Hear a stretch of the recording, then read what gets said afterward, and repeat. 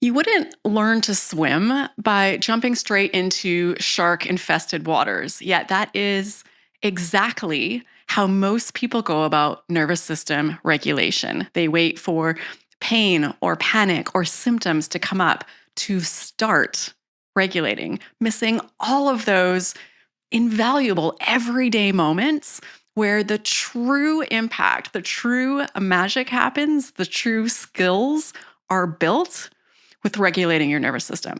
So by the end of this video, you're going to know how to use those everyday moments to become a master at regulating your nervous system for recovery from conditions like ME/CFS and long COVID to stop symptoms before they even start. And this is a lesson taken directly from my recovery program, Brain Retraining 101. So if you're looking for more strategies and insights like these and would like to work directly with me and other coaches to have support on your recovery journey, I'll put a link in the video description for you to come join us. So we often talk about the nervous system, specifically the fight or flight response, like it's a switch that we flick on or flick off.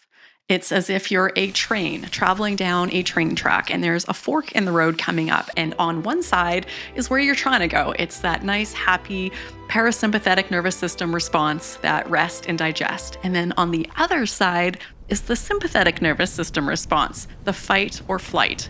And it's as if we have this one crucial moment where we have to pull out the right brain training strategy and make sure that we go the right direction. But when it comes to recovery from conditions like ME/CFS or long COVID, or actually even just for life in general, it's more helpful to think of the nervous system as something that you either upregulate or downregulate. It's more like it's on a spectrum. And at one extreme end is you being chased by a bear in the woods, running for your life or playing dead or doing whatever you can to survive. And at the other extreme end is, say, a monk sitting on a mountaintop, meditating, not a fear or care in the world, feeling completely safe. And yes, sometimes our nervous system is in one of these two extreme states. And when many cases of conditions like ME/CFS and long COVID, when those symptoms are severe, is when you're at that bear chasing you in the woods state and your system is in shutdown. However, we expect people to pull out brain retraining strategies or nervous system regulation work closer to that being chased by a bear in the woods place. Or actually, quite often we tell people to not even bother because you're setting yourself up to fail by trying to pull out these strategies in such an extreme state. And here's why. Because 95% of the work that you'll do for nervous system regulation actually happens more in this like middle or lower, calmer end of the spectrum. That's where you do the training. That's where you learn the skills. And that's where you build up the ability to slowly start regulating in more intense situations. And you can get to the point where you actually do have some control over your nervous system, some control towards that more being chased by a bear in the woods state. So what I'm sharing here right now in this lesson, in this video, isn't just theory. It is coming from cutting edge science and reputable sources like Daniel Lyman, the executive director of the Mind Body Therapy Center, and Christy Yupi. Oh, I love her. She's the executive director of the Better Mind Center in Beverly Hills and also the host of the Curable Like Mind, Like Body podcast, and also Cory Muscara, a former monk, now positive psychology professor, who is teaching us a lot about nervous system regulation. So when we think about nervous system regulation,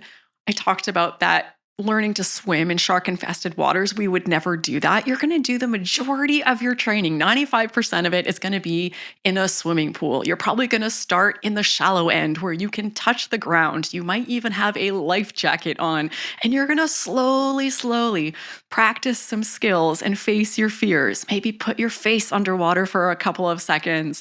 Maybe try floating a little bit. Maybe pull your feet off the ground and just see what that feels like to not be touching the ground. around before you slowly build up and do more challenging things until you get to a point where you can be like certified as a lifeguard and you can go be a lifeguard on an ocean beach someplace and deal with those really intense scenarios. But 95% of the training that lifeguard took, where they built their skills, was in the swimming pool so that they can then deal with the shark infested waters. So, as explained really well by Christy UP, there are 3 types of nervous system regulation that we actually do. 3 different scenarios. One is just that everyday stuff that we face all day long. The second one is nervous system regulation in the face of experiencing stronger emotions. And then the third is nervous system regulation when facing symptoms. So we need to start with that everyday stuff to get your 95% of your skills that you need so that you're ready to face those more challenging situations of stronger emotions and stronger symptoms. So I'm going to walk you through exactly how it is that you can regulate your nervous system in everyday moments. And a really simple way to begin practicing this is just right now with this video of me. So as you watch this video of me, it's probably fairly easy right now to stay calm, to feel relaxed, to feel like your nervous system is okay. Everything feels quite smooth and soothing. But what if I start to talk really fast? What if I start to I'm going to pull out my phone. I want to show you some really cool stuff that I found the other day. And then, oops, I dropped it and I'm making noise and I'm moving all around and I'm scattered and arms are waving. It probably gets a little bit more tricky to stay in that calm, soothed state. So let's break down what's happening with your nervous system there. As I started talking faster, moving around more, being more frenetic, you started to get out of your own body and more absorbed into what I was doing. And this happens naturally outside of our awareness and can at times be a good thing. We talk about co-regulating. Like maybe you sit with your puppy and give them a belly rub and it's soothing and their calm energy changes your nervous system state as well, or being around other calm people. But this can also be a negative thing because when you're on autopilot like this and allowing yourself to go into that other person's state and have their nervous system impact yours, you've now given over control of your nervous system to the other person.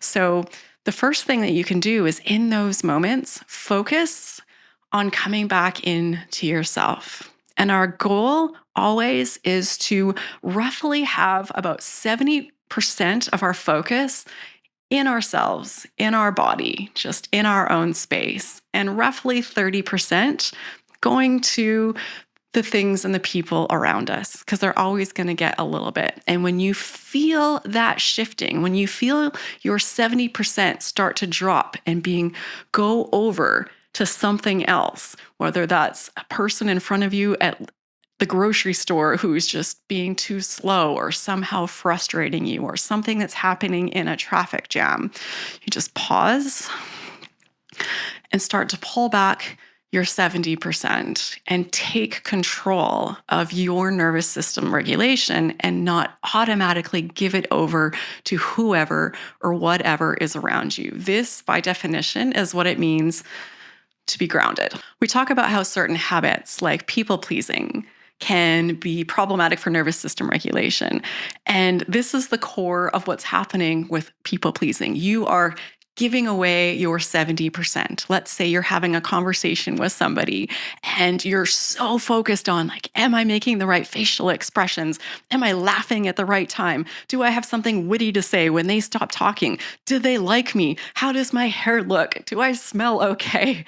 And you're just get into this high alert, almost panicked, fearful state, worrying about being what that person wants you to be, and you've let go of your 70%. So in these everyday moments, you're talking to your mother-in-law who is saying something that would normally upset you, and you feel yourself getting pulled over that direction. Just pause and work on getting back into yourself and taking back control of your 70%. So when we think about practicing in these everyday moments, so what if symptoms come on when you're already in an upregulated state? If you are on autopilot, if you're not consciously taking control of your nervous system regulation, and someone who flipped you off in traffic got you in a rage, and you might stay that way for hours, and then symptoms come on and you're already revving up here, your nervous system, how successful do you think you're going to be at regulating your nervous system in the face of symptoms that are coming up?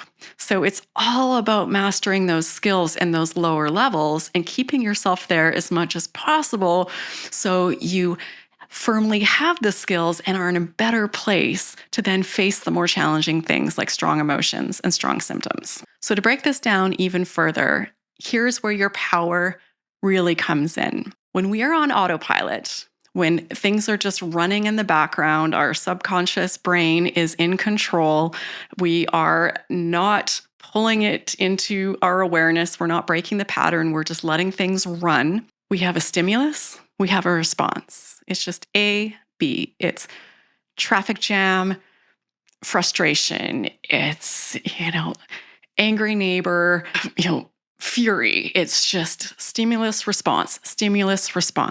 And in everyday, moment by moment, nervous system regulation, you're adding in a third step. There's stimulus, there's a pause, and that pause is the interruption. This is the core of what all brain training and nervous system regulation is. Brain training is always happening and your nervous system is always revving up and down. It's just whether or not you are going to interrupt that pattern and choose what happens next. So you have stimulus, you have a pause, and then you actively choose the response. Focusing on that pause in all those little everyday moments is how you regulate your nervous system throughout the day. Something really helpful in that pause to regulate your nervous system so that you can choose a response that is down regulating your nervous system is to recognize the stimulus, recognize you're in the pause, come back into that 70%. And a quick way to do that is just by focusing on your breath. Just inhale, exhale. Okay, I'm back in my 70%. What's my response going to be? And a lot of this comes down to stillness. We are constantly checking our phone. We have all these nervous habits, and they are an attempt to regulate our nervous system, but it's really taking ourselves outside of ourselves.